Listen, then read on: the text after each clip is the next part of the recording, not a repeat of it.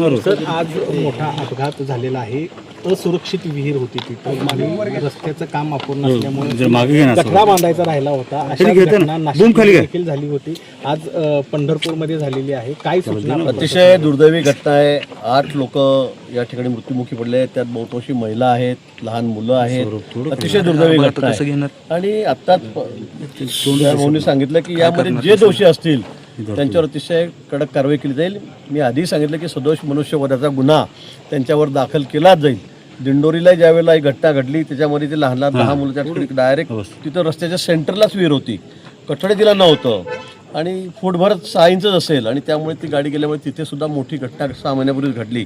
तिथे आम्ही जे जबाबदार आहेत त्यांच्यावर त्या ठिकाणी गुन्हा दाखल केला. सदस्य मनुष्यवधाचा सिओनवर पण गुन्हा दाखल केला कारण ते तेवढे त्या ठिकाणी जबाबदार होते. इथे सुद्धा कोणालाही सोडलं जाणार नाही. जे दोषी असतील याच्यामध्ये त्यांच्यावर गुन्हा दाखल केला जाईल. आणि अशा रस्त्याच्या बाजूला ज्या विहिरी आहेत की त्यांना तुम्ही कठडेच करत नाही, म्हणजे तुम्ही पूर्ण विहीर बांधतात पण 3 फुटाचं जर वरती तुम्ही रिंग टाकली त्याला फरक काय पडणार आहे, पण तुम्ही ते करत नाही आणि त्यामुळे अशा गोष्टी घडत आहेत. अशा एवढ्या मोठ्या दुर्घटना घडत आहेत.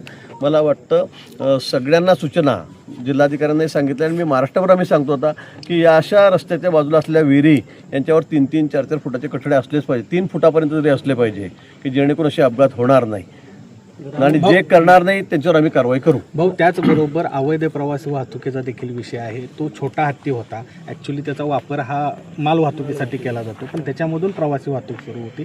आता आषाढी यात्रा तोंडावर आहे. त्या काळात देखील अशा घटना घडू नये यासाठी काय उपाय? खरं आहे.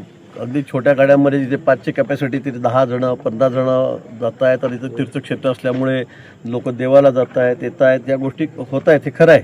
याला आम्ही तुम्ही सगळेच जबाबदार आहोत. ही जी कोणी नाकारून चालणार नाही. पण मला असं वाटतं की आता या गोष्टीला सुद्धा कुठेतरी आळा बसला पाहिजे. पोलीस प्रशासनाला आम्ही सूचना देऊ की यापुढे अशी वाहतूक अवैध वाहतूक चालणार नाही. फारच म्हणजे मोठ्या प्रमाणामध्ये म्हणजे 5च्या ठिकाणी 15-20 लोक जर बसायला लागलेत तर मला वाटतं हे अतिशय चुकीचं आहे. त्याच्यावर निश्चित पुढे आम्ही काळजी घेऊ.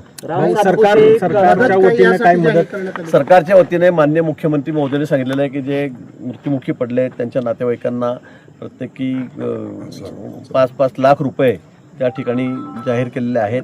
पण खरं म्हणजे 5 लाख देऊ, 10 लाख देऊ, 2 लाख देऊ, पण यापेक्षा जे जीव गेलेत एकाच घरामधले 6 लोक गेलेत, त्याची 2 मुलं गेलेत, बायको पण गेली, आई पण गेली. मला वाटतं खूप दुर्दैवी प्रकार आहे हा कुठेही त्याची भर जी त्याची काही पैशातून कुठेही भरून निघणारी नाही आहे. त्यांच्या वेदना आम्ही ज्यावेळेला बघतोय ते खरं सांगण्याच्या पलीकडे आहे.